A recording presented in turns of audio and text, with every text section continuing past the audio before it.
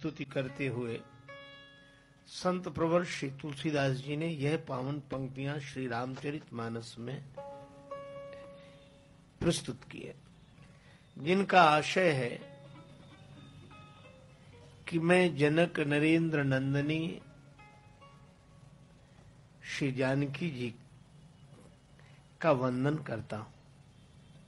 जगत जननी श्री जानकी माता का वंदन करता हूं। करुणा निधान भगवान श्री राम जी की अतिशय प्रिय प्रिया श्री जानकी जी को नमन करता हूं और इन तीनों रूपों को प्रणाम करते हुए मैं उनके युगल चरणार विंद की वंदना करता हूं, उन्हें मनाता हूं, ताकि उनकी कृपा से मुझे निर्मल बुद्धि की प्राप्ति हो। जासु कृपा निर्मल मति पावो।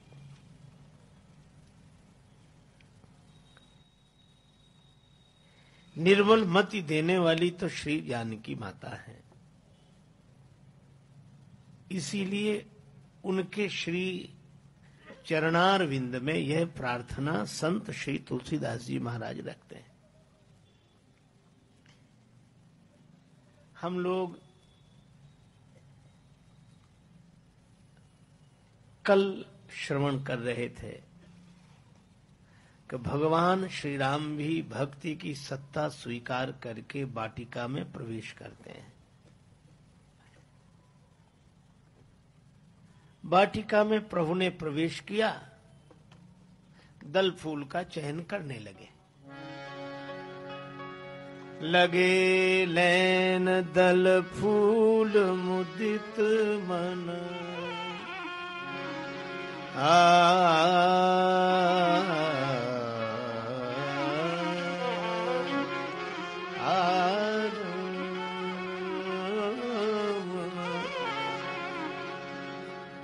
दल फूल का चयन करने लगे।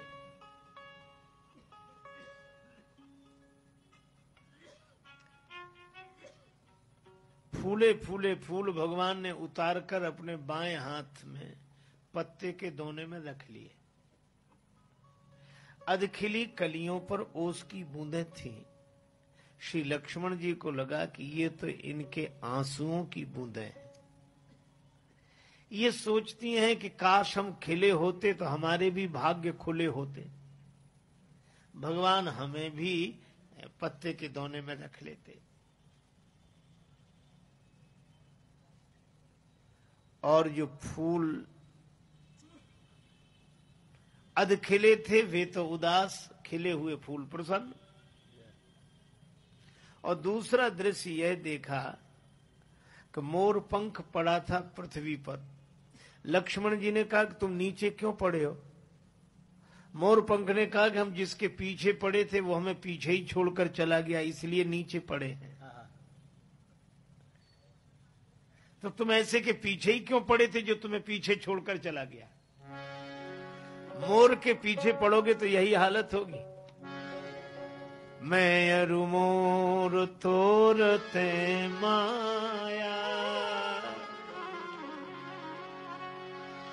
मैं अरु मोर,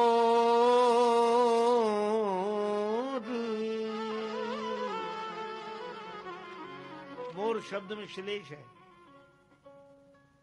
मैं मेरा तुम तुम्हारा यह माया है और तुम मोर के पीछे पड़े थे।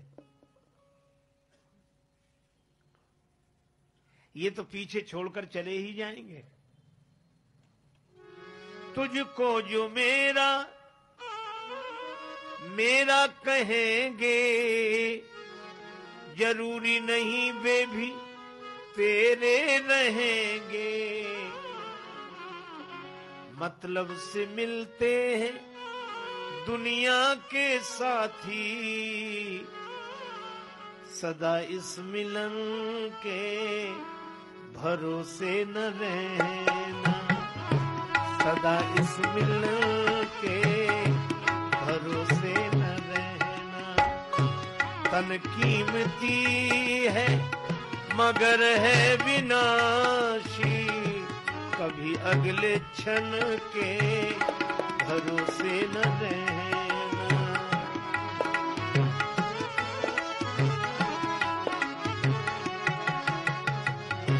निकल जाएगी छोड़ काया को पल में, सदा श्वास धन के भरोसे न रहना। सदा श्वास धन के भरोसे न रहना।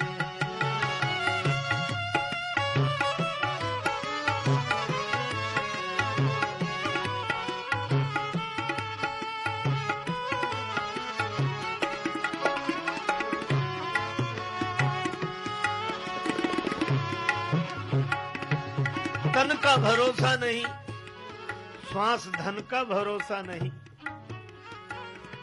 तो मन का भरोसा करें। एक क्षण में योगी, एक क्षण में ज्ञानी, एक क्षण में योगी, पल भर में ज्ञानी, पल में वियोगी। बदलता जो क्षण क्षण में वृत्ति अपनी, कभी अपने मन के भरोसे न रहना। कभी अपने मन के भरोसे न रहना।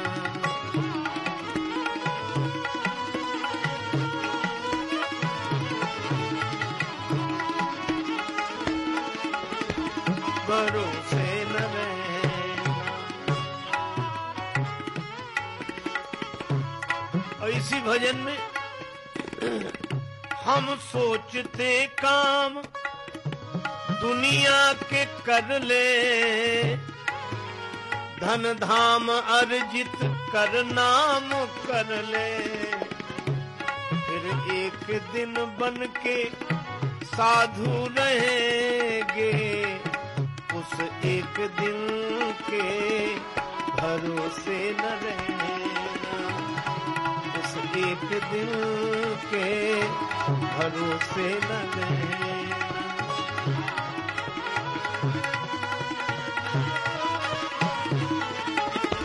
उस एक दिन के भरोसे न रहना।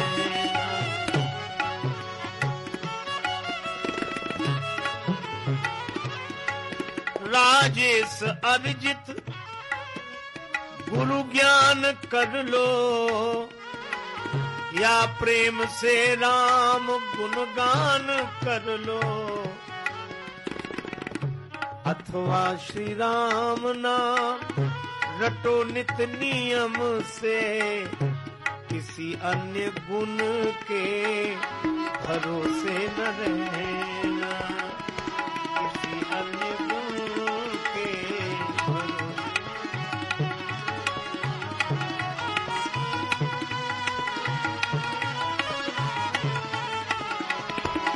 अन्य गुण के भरोसे न रहना। किसी अन्य गुण के भरोसे न रहना। मोर के पीछे पड़ेंगे तो यही हालत होगी। लेकिन तुम्हारे तो आंख है, तुम ऐसे के पीछे क्यों पड़े थे? मोर पंख ने कहा यही तो रोना है, ये आंख दिखने की है, देखने की नहीं। हम सबके आंखें हैं, पर कितनों की आंखें देखने की शक्ति रखती हैं? सब दिखने की हैं, देखने की आंख तो कोई कोई होती है। अगर देखने वाली आंख होती तो हम ऐसे के पीछे ही क्यों पड़ते जो हमें पीछे छोड़कर चला गया? लक्ष्मण जी ने कहा कोई बात नहीं, अगर तुम्हारे आंख होती तो तुम भगवान को देख लेते, पर तुम्हारे आंख नहीं है। पर श्री जानकी जी की बगिया के मोर हो, जानकी जी की बगिया के मोर के पक्ष हो। तो भगवान ने तुम्हें देख लिया है। श्री जानकी जी के नाते भगवान ने तुम्हें देख लिया है, इसलिए तुम्हारा स्थान अब यहां नहीं है। फिर तुम्हारा भार तो भगवान अपने सिर पर उठाएंगे। क्यों? क्योंकि तुम जानकी जी की बगिया के मोर हो, मोर पंख हो। मैं आपसे यही कहता हूं, अगर हम श्री जानकी जी से अपना नाता जोड़ सकें, श्री जानकी जी हमसे नाता जोड़ लें, तो फिर भगवान करुणा कर ही देते हैं, इसमें कोई संदेह नहीं। जनक लली के पद कमल जब लगी हृदय न बास, राम भ्रमर आवत नहीं तब लगी ताके पास। सियाजू को जे जन जान चुके, तिनका रसिक लाल रघुनंदन आपन मान चुके।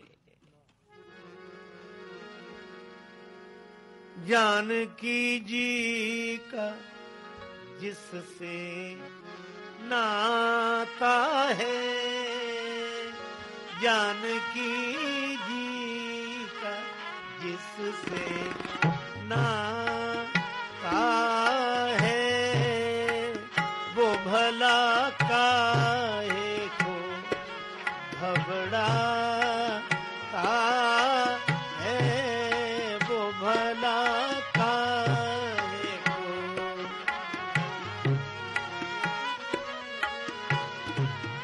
करना कुछ भी नहीं कभी पड़ता, करना कुछ भी नहीं कभी पड़ता, मिलने वाला ही चला आता है, जानकी जी का जिससे।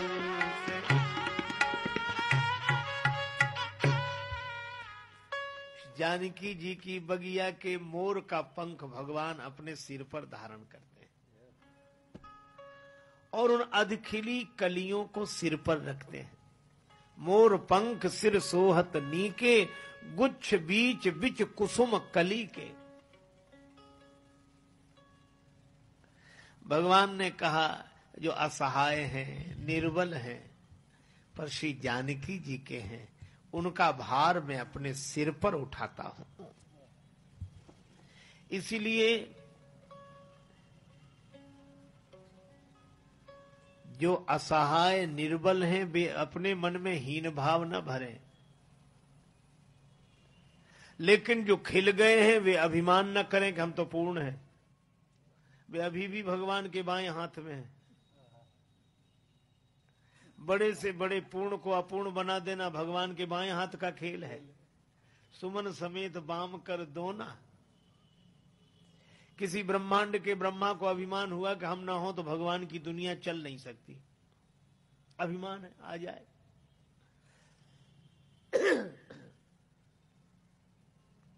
ब्रह्मा जी गए भगवान के पास कि हम अपना इस्तीफा देना चाहते हैं,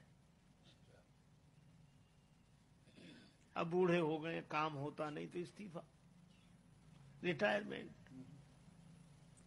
भगवान ने कहा ब्रह्मा जी आपके बिना तो काम चलेगा नहीं, आप ही तो दुनिया बनाते हो, हम तो पालन भर करते हैं। ब्रह्मा जी ने कहा हमारे जैसे 2500 मिल जाए, किसी को भी रख लेना। मन में ये भाव था कि हमारे जैसा मिलेगा कौन।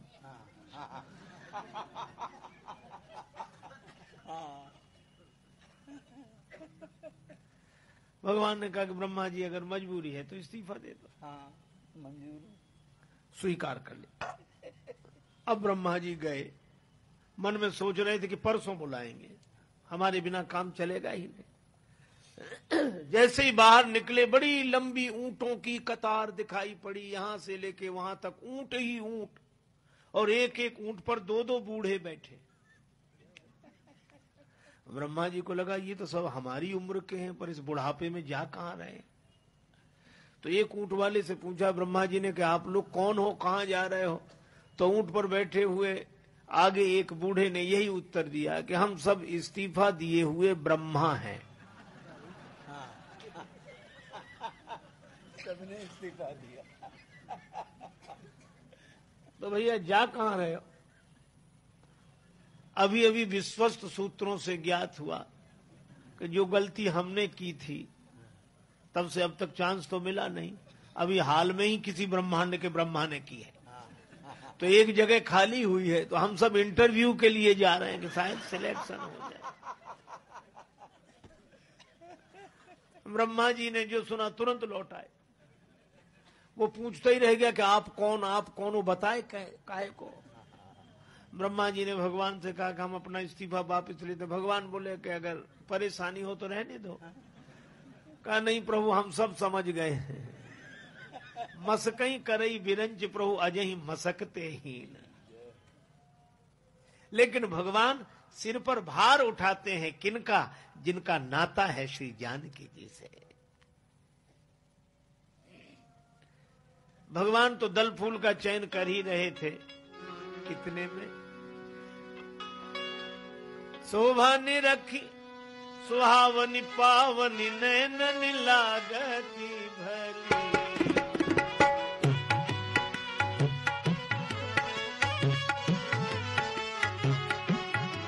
शोभा निरखी सुहावनी पावनी नैनन लागती भली। गौरी पूजन पधारी सखी जनक लली। गौरी पूजन पधारी सखी जनक लली।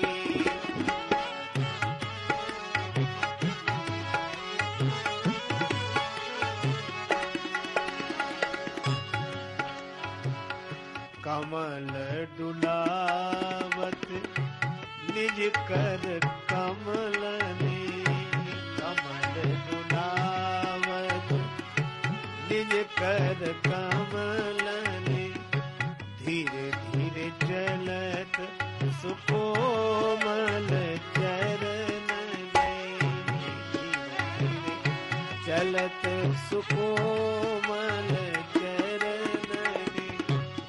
रुन झुन पैजनिया धुन बाजे गावे गीत अली। रुन झुन पैजनिया गीत अली। गौरी पूजन पधारी सखी जनक लली। गौरी पूजन पधारी।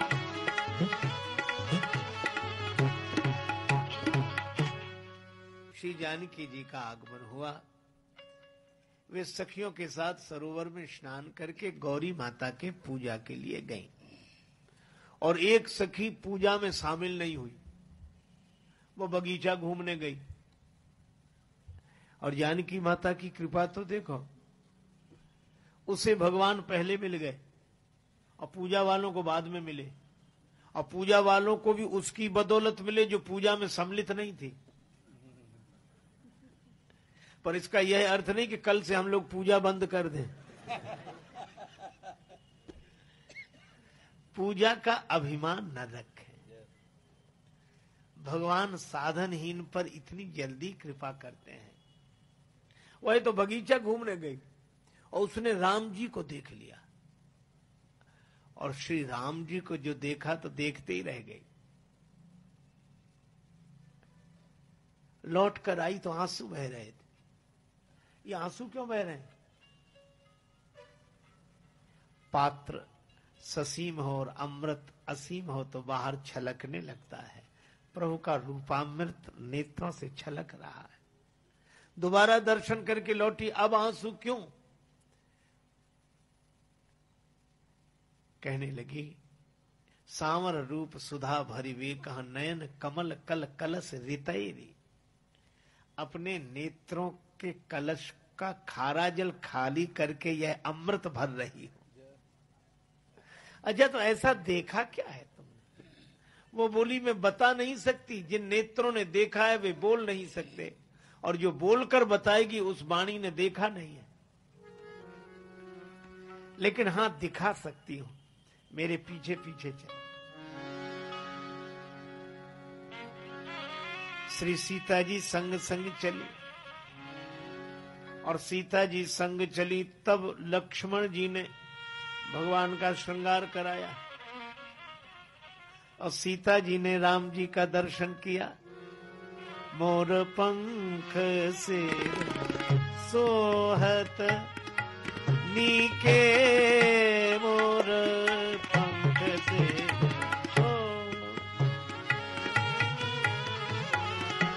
गुच्छ बीच बीच कुसुम कली के, मोर पंख से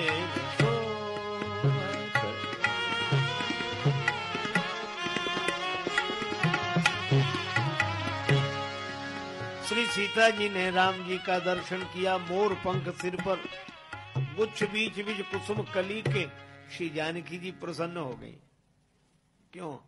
आज भी प्रभु के सिर पर हमारे पक्ष का भार है, मोर पक्ष। अब मोर शब्द मयूर पक्षी के लिए भी है और मोर माने मेरा। श्री जानकी जी को लगा कि मेरे पक्ष वाले का भार भगवान अपने सिर पर धारण किए हैं। सब है विपक्ष को पक्ष ना हमारो, और मोर पक्ष वारो तू ही मोर पक्ष वारो है। अच्छा देखो, भगवान के सिर पर अगर कुछ न हो तो परम स्वतंत्र। क्यों? नारद बाबा पहले ही कह गए। श्री नारद जी ने कहा परम स्वतंत्र न सिर पर कोई। सिर पर कुछ नहीं तो परम स्वतंत्र। और भगवान के सिर पर तो गुच्छ बीच बीच कुसुम कली के और मोर पंख। श्री जानकी जी ने कहा कि भगवान स्वतंत्र नहीं, भक्ति की दृष्टि यही है।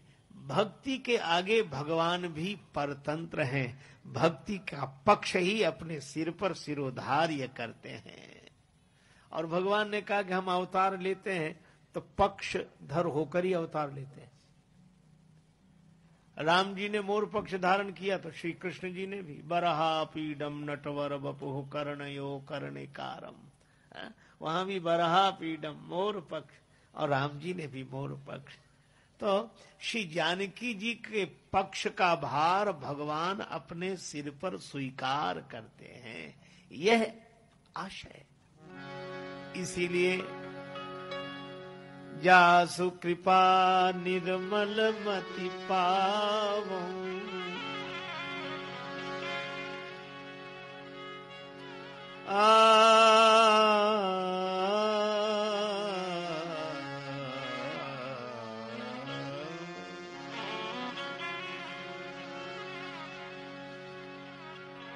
अब आप विचार करो,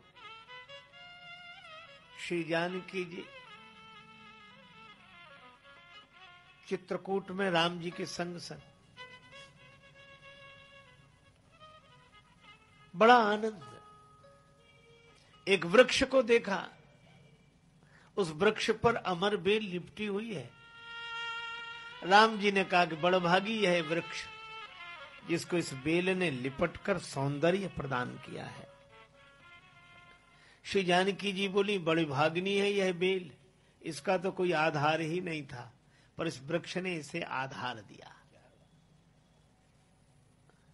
राम जी अपनी प्रशंसा कर रहे हैं कि ब्रह्म तो वृक्ष की तरह, पर भक्ति ही वह अमर बेल है जो लिपटकर इस ब्रह्म को हरा भरा कर देती है। और श्री जानकी जी कहती हैं कि इस बेल का तो कोई आधार ही नहीं था अगर भगवान ना होते तो, इसलिए बड़भाग्नि यह बेल जिसे यह वृक्ष मिला। अब दोनों में विवाद, राम जी कहें वृक्ष धन्य, सीता जी कहें कि बेली धन्य। अब ऐसे में निर्णय कौन करे? तो लक्ष्मण जी बुलाएगा। लक्ष्मण तुम बताओ वृक्ष भाग्यशाली है कि नहीं? राम जी ने कहा। सीता जी बोली कि मेरी तरफ से बोलना, बेली बड़भाग्नि है। अब लक्ष्मण जी ने कहा कि हम किसकी कहें? तो कहा मुझे निरीक्षण करने दीजिए। अब लक्ष्मण जी गए, निरीक्षण करके लौटे, कहने लगे प्रभु वृक्ष धन्य नहीं है। सीता जी बोली मैं तो पहले ही जानती थी तुम बेली को धन्य कहोगे। लक्ष्मण जी ने हाथ जोड़कर कहा कि माता प्रणाम, पर बेली भी धन्य नहीं है। ये कोई बात हुई कि वृक्ष भी धन्य नहीं और बेली भी धन्य नहीं? एक को तो धन्य कहना ही पड़ेगा। लक्ष्मण जी ने कहा कि प्रभु न वृक्ष धन्य है, माता न बेली धन्य है, पर दोनों की छाया में बैठे रहने वाला पक्षी धन्य है। लक्ष्मण जी ने अपनी बात कही कि मुझे तो श्री सीता राम जी की कृपा छाया मिल रही है, मैं धन्य हूं। इस तरह चित्रकूट में वास किया। फिर भगवान पंचवटी में पधारे। गिरधराज से भेंट हुई। पंचवटी में लक्ष्मण जी ने प्रश्न किया, राम जी ने उत्तर दिया। बड़ा अच्छा सत्संग हुआ। मोहि समझाई कहो सोई देवा, समझा कर कहो। भगवान ने कहा समझाने की जरूरत नहीं, थोड़े महु सब कहूं बुझाई। विस्तार से कहा जाए तो समझाना है, थोड़े में कह दिया जाए तो बुझाना है। 3 के बारे में लक्ष्मण जी ने पूछा, ज्ञान, भक्ति, वैराग्य। माया तो बाधक तत्व है और 3 ही यहां उपस्थित हैं, राम जी, लक्ष्मण जी, जानकी जी। सत्संग शुरू। और मुझे लगता है कि जिन्हें सत्संग करना होता है वे बहाना खोज ही लेते हैं, और जिन्हें बहस करनी होती वो भी बहाना खोज लेते हैं। 2 लोग बड़े विचित्र थे, उनको बहस करने की आदत, तो वे अगर कोई काम न मिले तो आंगन में आधी बाल्टी पानी रख देते। एक कहता कि बाल्टी भरी है, दूसरा कहता खाली है, इसी पर बहस हो जाती उनकी। भक्ति करने वाले भी बहाना खोज ही लेते हैं। सत्संग हुआ, लेकिन अद्भुत बात, सत्संग होने के तुरंत बाद सूपनखा आई। कई बार लोग कहते हैं कि ये सत्संग के बाद सूपनखा क्यों आई? सूपनखा का आना अच्छा नहीं लगा सत्संग के बाद। अरे हमने कहा ये तो लोग ऐसी बात कहते जैसे कोई कहे कि पढ़ाई के बाद परीक्षा की जरूरत क्या थी।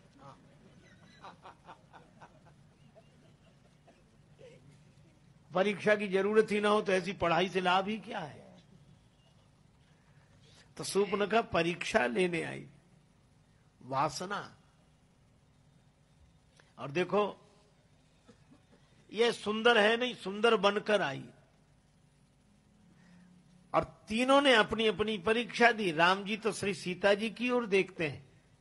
किसी गृहस्थ के जीवन में कोई शूर्पणखा प्रवेश करे तो उसे अपनी भार्या की ओर देखना चाहिए, यह संकेत है। यह राम जी की चरित्रशीलता है। सीता ही चितय कही प्रभु पाता। और ज्ञान की दृष्टि से वासना आक्रमण करे तो देही की ओर नहीं, वैदेही की ओर देखना चाहिए। राम जी जानकी जी की ओर देखते हैं, और श्री सीता जी सूपनखा की ओर नहीं देखती, वे तो भगवान के चरणों की ओर देखती हैं। भक्ति भगवान के चरणों का आश्रय लेकर वासना से बचेगी। ज्ञानी देह भाव से ऊपर उठकर वासना से बचेगा। और जो भक्त है वो, राम जी ने सूपनखा से कहा कि मेरा भाई छोटा है, वो कुंवारा है, वहां जाओ। कई लोगों को बड़ी दिक्कत होती कि राम जी झूठ क्यों बोल गए। अरे हमने कहा बोल गए तो बोल गए, किसी साधु महात्मा से बोल गए, सूपनखा से बोले, क्या परेशानी है तुम्हें? अरे नीति कहती सठे साठ्यम समाचरे। और वैसे हम कहें कि राम जी झूठ बोले ही नहीं। 2 लड़के, एक का नाम रामू एक का नाम श्यामू, दोनों को मिठाई खाने की आदत। पैसा एक के भी पास नहीं, अब बड़े व्याकुल। एक बोला चलो मिठाई बनते तो देख लेंगे। श्यामू रामू दोनों सवेरे सवेरे निकले, जलेबियां बन रही थी। अब देखकर और मन व्याकुल हुआ। श्यामू बोला पैसा तो बाद में मांगेंगे, पहले खाने में बिगड़ता क्या है। चला गया, हलवाई जी जलेबियां कैसे दी? का 20 रुपए किलो। और ठीक है 250 ग्राम दो। खाने लगा। रामू को लगा कि इसके पास पैसा नहीं, खा कैसे रहा है। थोड़ी देर तो उसने धीरज रखा। उसने सोचा जो इसका होगा सो हमारा होगा, हम भी चलते हैं। उसने भी उसी तरह पूछा कि जलेबियां कैसी दी? 20 रुपए किलो, 250 ग्राम दो। खाना शुरू किया, तब तक श्यामू खा चुका था। श्याम उठकर खड़ा हुआ, हलवाई ने कहा पैसे? श्याम बोला काहे के पैसे? आते ही 10 का नोट दिया। याद नहीं रखते हो? ऐसे ही दुकानदारी करते हो? अब हलवाई कहे कि नहीं दिया है और श्यामू कहे कि दिया है। रामू ने सोचा मौका अच्छा है, वहीं से बैठे बैठे बोला हलवाई जी इस झगड़े में हमारा 10 का नोट मत भूल जाना।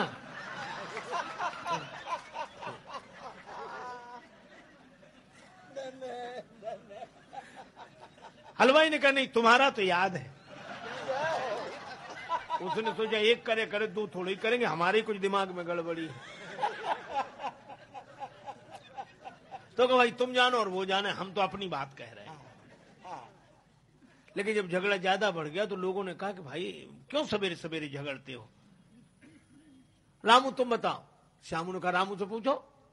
रामू ने कहा कि वैसे तो हम किसी के झगड़े में पड़ते नहीं, लेकिन मैं सौगंध करके कहता हूं, राम जी की, कृष्ण जी की, गंगा जी की, जमुना जी की, जिसकी कहो उसकी सौगंध कर ले। जैसे मैंने 10 का नोट हलवाई जी को दिया, ऐसे ही 10 का नोट श्यामू ने भी दिया। मतलब न मैंने दिया न इसने दिया। अब बोलो वो झूठ कहां बोल रहा है? झूठ तो बोल नहीं रहा। तो राम जी भी झूठ कहां बोले? सुपनखा से कहा कि मेरा छोटा भाई कुंवारा है। सुपनखा बोली कैसे कुंवारा है? जब तुम्हारा विवाह हो गया तो वो कुंवारा कैसे? भगवान ने कहा जैसे तुम कुमारी हो वैसे ही वो कुंवारा है। विवाह के बाद जब तुम कहती हो ताते अब लग रही कुमारी, तो वो भी कुंवारा है। तो राम जी असत्य तो बोले नहीं, लेकिन ऐसा बोले क्यों? बोले इसलिए कि सीता जी की परीक्षा हो गई, राम जी की परीक्षा हो गई, अब लक्ष्मण की भी परीक्षा हो जाए। सूपनखा को भेजा और सूपनखा के जाने पर लक्ष्मण जी बोले क्या सुंदरी सुनो, हे सुंदरी सुनो। सूपनखा बोली राजकुमार तो बिना देखे सुंदरी कह रहा है, देखेगा तब तो बलिहार हो जाएगा। सूपनखा बोली हमारी ओर देखो भी तो। लक्ष्मण जी बोले हम जब तक नहीं देख रहे तभी तक तो सुंदरी हो, जब हम देखेंगे तो सुंदरी कहां रहोगी? और वासना तभी तक सुंदर प्रतीत होती जब तक वैराग्य की दृष्टि से नहीं देखा जाता। लक्ष्मण जी ने प्रभु की ओर देखा। ये देखो वासना से बचने के 3 उपाय हैं। एक उपाय है ज्ञानी का देह भाव से ऊपर उठकर वैदेही पर दृष्टि, गृहस्थ हैं तो भार्या पर दृष्टि। दूसरा उपाय वासना आक्रमण करे तो भगवान के चरणों का सहारा ले लो, जाऊं कहां तज चरण तुम्हारे। अच्छा भगवान के चरणों का सहारा लेने से वासना से बचेंगे क्यों? वासना आती अहमता और ममता के कारण। अहमता भी भगवान के चरणों में समर्पित, ममता भी भगवान के चरणों में समर्पित। राम जी के चरण भी दो और अहमता ममता भी दो, भगवान के चरणों का आश्रय बस। और लक्ष्मण जी भक्त हैं, भक्त को भगवत दर्शन करना चाहिए। वे राम जी की ओर देखते, सूपनखा की ओर देखते ही नहीं। पर आश्चर्य, सूपनखा के नाक कान कट गए और संकेत इतना सुंदर है कि इस वासना ने बड़ों बड़ों के नाक कान काट दिए, लेकिन सच्चे सत्संगियों ने इस वासना के नाक कान काट दिए।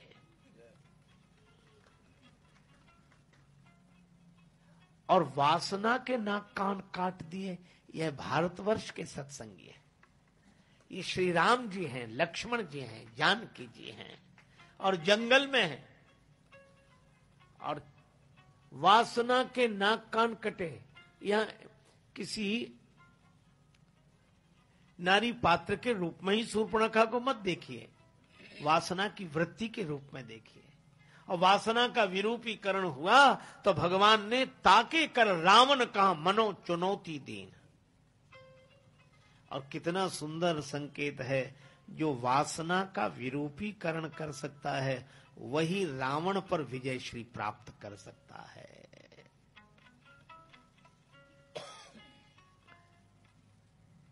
लक्ष्मण जी के कारण सूर्पनखा का असली रूप प्रकट हुआ। रूप भयंकर प्रकटत भई। और मारीच, जब सूर्पनखा ने खरदूषण की मृत्यु के बाद रावण को समाचार दिया, तो रावण ने सोचा कि मैं परीक्षा लेने जाऊंगा, और अगर पता लग गया कि ये भगवान है, युद्ध तो भी करूंगा। भगवान ने कहा जब इसे युद्ध करना ही है तो हम अपने भगवान होने का पता काहे को दें।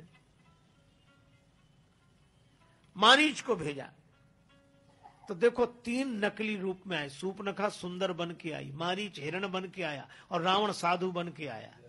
लंका की परंपरा ही है।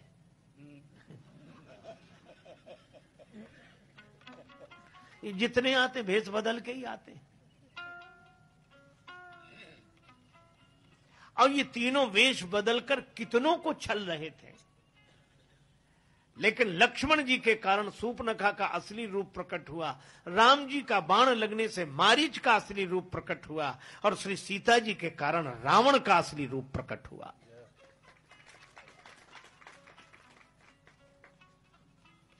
कई बार लोग कहते कि सीता जी को रेखा से बाहर नहीं निकलना था, जब लक्ष्मण जी कह गए थे तो उनको ये गलत किया, वो बाहर निकल गई, गलत हुआ। अरे हमने कहा जाने दो, गलत हुआ। आप ये सोचो, सीता जी अगर रेखा के बाहर न निकलती तो क्या रावण का असली रूप प्रकट होता? हो ही नहीं सकता था। तो श्री सीता जी ने कहा मुझ पर संकट आए तो आए, पर समाज को छलने वाले इस रावण का असली चेहरा समाज के सामने आ जाए, लोगों के सामने आ जाए, इसलिए सीता जी रेखा के बाहर निकली हैं।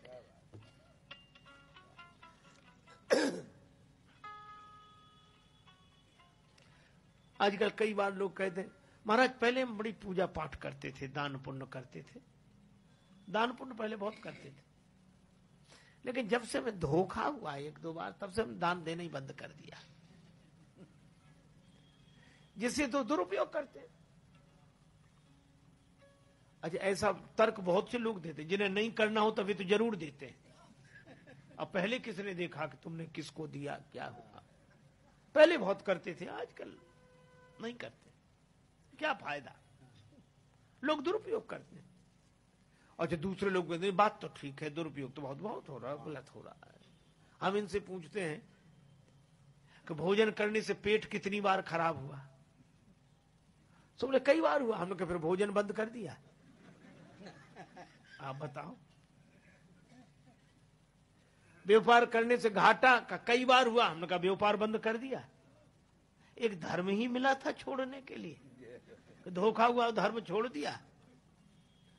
श्री सीता जी के सामने यही समस्या कि अगर मैं रेखा से बाहर निकलती हूं तो मेरे साथ धोखा हो सकता है। लेकिन रेखा के बाहर नहीं निकलती हूं तो रावण जैसे छली समाज को छलते रहेंगे, धोखा देते रहेंगे। इसलिए श्री सीता जी ने स्वयं को कष्ट में डालकर औरों को छलने से बचा लिया। श्री सीता जी रेखा के बाहर निकली, और जैसे ही बाहर निकली तब रावण निज रूप दिखावा। तब रावण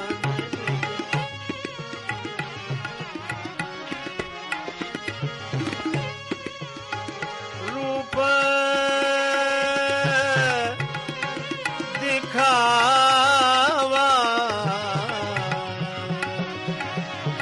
तब रावण निज रूप दिखावा। तब रावण निज रूप निज रूप निज रूप।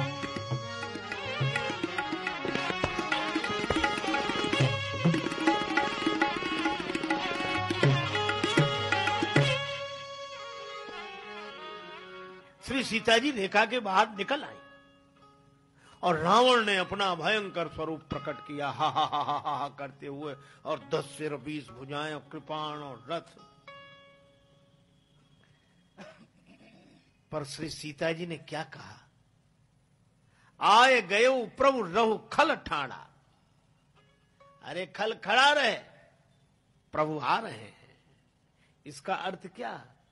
संकट की घड़ी में भी श्री जानकी जी से किसी ने कहा कि अब तुम्हारी रक्षा कौन करेगा? राम जी नहीं है, लक्ष्मण जी नहीं है, फिर तुम्हारी रक्षा रावण से कौन करेगा? श्री सीता जी ने कहा, यदि मैंने धर्म की रक्षा की है तो धर्म मेरी रक्षा करेगा।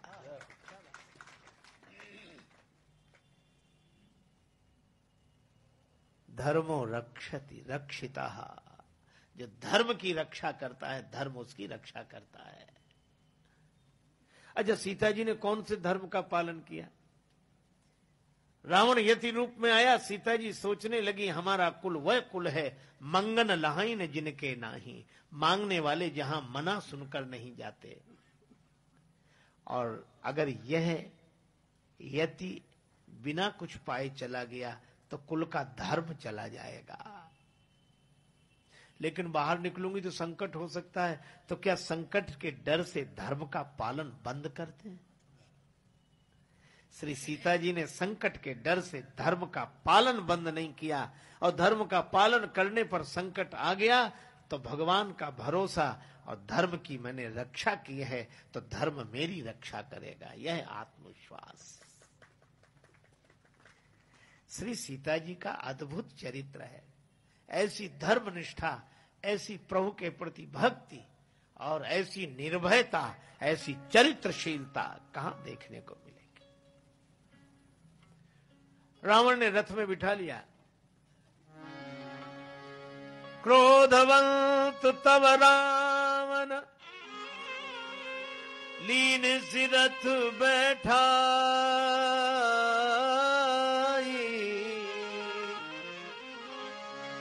चला गगन पथ आतुर,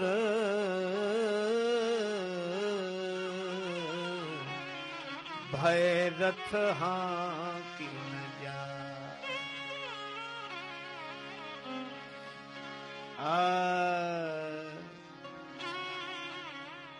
देखो, यही अंतर है चरित्रशीलता का और चरित्रहीनता का, धर्म का और अधर्म का। श्री सीता जी के पास क्या है? वनवासिनी है,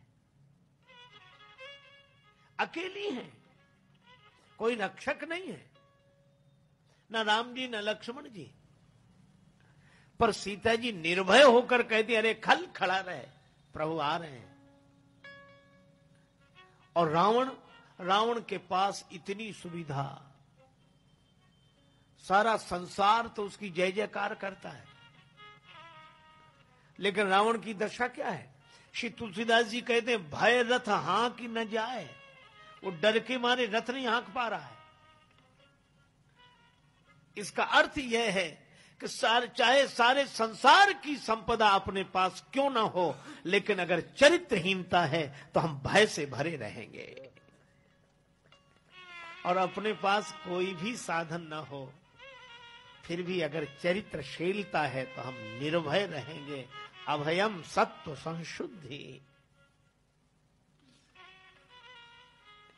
तुलसीदास जी कहते हैं, जो कुपंथ पग दे खगेसा, जो कुपंथ पग दे रहे न तेज तन बुद्धि बल ले,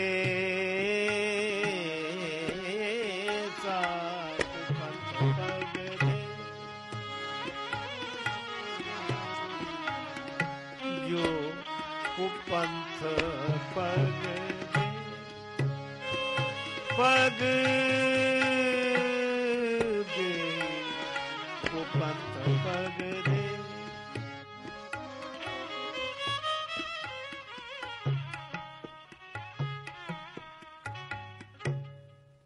कुमार्ग का अनुसरण करने पर यही दशा होती है। रावण चरित्रहीन है, और श्री जानकी जी ऐसे समय में याद किसे करती है? विविध विलाप करत वैद्य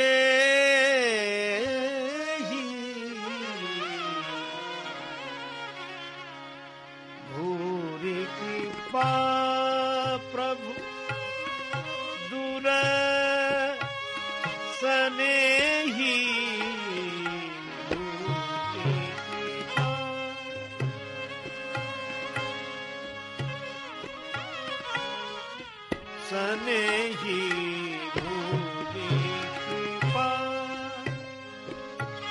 विपत्ति मोर को प्रभु ही सुनावा।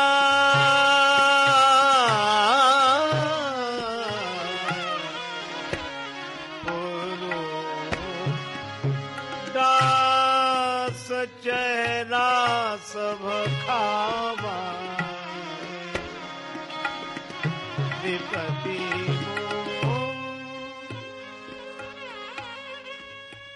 प्रभु का स्मरण। हा जग एक वीर रघुराया। राम जी का भरोसा।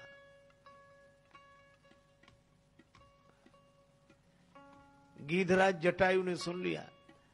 देखो चरित्र की कथा है, श्री सीता जी की चरित्रशीलता। और जो एक बात और बताएं, श्री सीता जी राम राम कह रही हैं, राम जी का भरोसा, पर उनकी सहायता के लिए कोई आया? बड़े बड़े नहीं आए। क्यों नहीं कोई भी आते, सुनकर करुणा क्रंदन माँ का बैठ बधिर ज्यों जाते। क्यों नहीं कोई भी आते, क्यों नहीं कोई भी आते, नहीं कोई।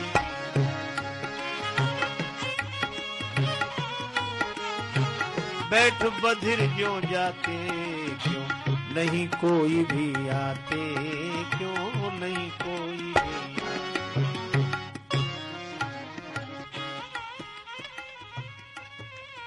तो क्या कोई व्यवस्था नहीं थी वन में? थी रक्षा व्यवस्था। लक्ष्मण जी सौंप कर गए। वन दिस देव सौंपी सब